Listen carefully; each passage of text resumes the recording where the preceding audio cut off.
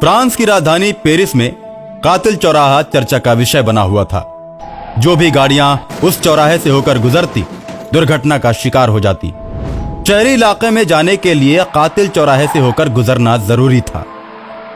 100 में से 80 गाड़ियां तो पार कर जाती, लेकिन 20 गाड़ियों का नामो निशान मिट जाता। कातिल चौराहे से होकर गुजरने वाले ड्राइवर बहुत ही डरे डरे से रहते थे। न जाने कब किसके साथ कौन सी घटना हो जाए, कोई ठीक नहीं। कातिल चौराहे पर जाते ही दुर्घटना होने वाले ट्रक का स्टीयरिंग फेल हो जाता था, या फिर ब्रेक फेल हो जाता था, या अगला टायर उड़ जाता था। समस्या यह थी कि कातिल चौराहे के चारों तरफ बहुत ही गहरी खाई थी, जिसके नीचे जाने पर ट्रक और ड्राइवर का कुछ भी अता पता नहीं चलता था। गाड़ी और ड्राइवर के टुकड़े टुकड़े हो जाते थे।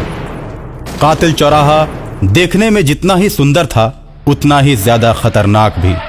आज तक इस रहस्य को कोई नहीं जान पाया कि दुर्घटनाओं के पीछे किसका हाथ है। लोग कहते हैं कि इस कातिल चौराहे पर बहुत समय पहले एक सुंदर सी स्त्री को डायन बताकर लोगों ने गाड़ियों से रौंद दिया था। वो छटपटाती रही, चिल्लाती रही, किसी ने भी उसकी मदद नहीं की और अंत में एक गहरी खाई में गिरकर मर गई। उसी समय से वहां पर दुर्घटनाएं घटित होने लगी। ऐसा बताया जाता है कि ये घटनाएं वही स्त्री करती है जिसकी दुर्घटना हुई थी, और अब वो पिशाचिनी बन चुकी है। कुछ लोग इस बात को सही मानते हैं, लेकिन कुछ लोग इस बात पर विश्वास नहीं करते हैं। एक दिन एक ट्रक में सवार होकर बहुत से तांत्रिक आ रहे थे। कातिल चौराहे के पहले ही तांत्रिकों ने अपनी गाड़ी रोक दी और ड्राइवर से बोले, देखो, आगे कातिल चौराहा है, वहां अभी पिशाचिनी खड़ी है।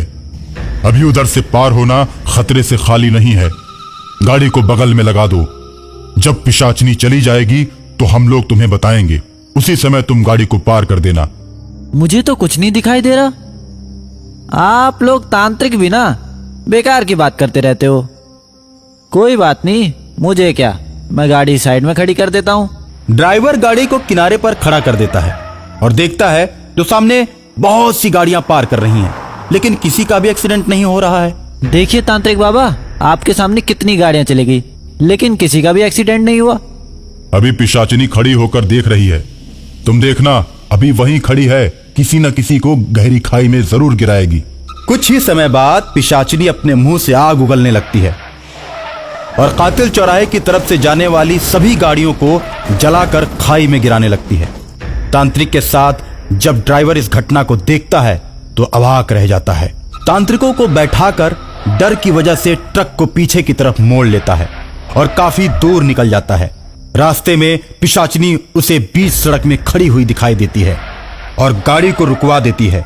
ड्राइवर उतरकर भागने की कोशिश करता है, लेकिन पिशाचिनी उसे पकड़ लेती है और कहती है, चल चल गाड़ी में बैठ। मेरे डर से तू पीछे की तरफ भाग रहा था। अभी तो मेरा एरिया खत्म भी नहीं हुआ है।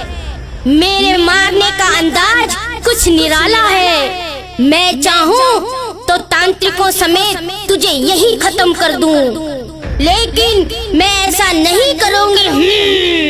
मैं कातिल चौराहे पे ही लोगों को मारती हूँ, क्योंकि वहीं पे मुझे कुचल कुचल के मारा गया था। कोई भी ट्रक का ड्राइवर हमें बचाने नहीं आया, और तो और हमारी लाश पर गाड़ी चलाकर मुझे कुचलते हुए जा रहे थे। जब मैं ट्रकों से दब दब कर पिस गई तो मेरी लाश को गहरी खाई में फेंक दिया गया। तब से अब तक मैं सभी ड्राइवरों से अपना बदला लेती हूँ। ये केवल अपनी मंजिल तक जाने की बात करते हैं, रास्ते में किसी बेसहारा की मदद नहीं करते। इसलिए मैं किसी को भी नहीं छोड़ती। अब तो बहुत सारे ट्रक वाले मेरी कैद में हैं और उनकी आत्माएं मेरे आदेश का पालन करती हैं। वैसे तो तुम्हारे ट्रक में तांत्रिकों की भरमार है। मैं ये बात जानती हूँ कि सभी तांत्रिक शमशान की सिद्धि करने जा रहे हैं। ये सिद्धि मैं नहीं होने दूंगी, क्योंकि सिद्धि करने के बाद ये तांत्रिक मुझसे अधिक ताकतवर हो जाएंगे। ये पिचाशनी, तुम तांत्रिकों को जो मर्जी करो, लेकिन मेरी जान बख्श दो। पिशाचिनी ड्राइवर की एक नहीं सुनती और ड्राइवर को गाड़ी में बैठाकर ट्रक चलाना शुरू कर देती है। तांत्रिक डर की वजह से चिल्लाने लगते हैं। पिशाचिनी ट्रक की स्पीड को तेज कर देती है और उसका स्टीयरिंग गहरी खाई की ओर मोड़ देती है। ट्रक हजारों फीट नीचे चला जाता है। ट्रक सहित सभी तांत्रिकों के चिथड़े उड़ जाते हैं। तांत्रिकों के मरने की सूचना उनके गुरु तक पहुंचती है। अपने चेलों के मरने की सूचना पाकर तांत्रिकों के गुरु क्रोधित हो जाते हैं और अपनी दिव्य दृष्टि से पिशाचिनी की शक्ति का आकलन करते हैं। पिशाचिनी बहुत ही ताकतवर दिखती है। वो गुरु गोविंदनाथ को भी मार सकती है।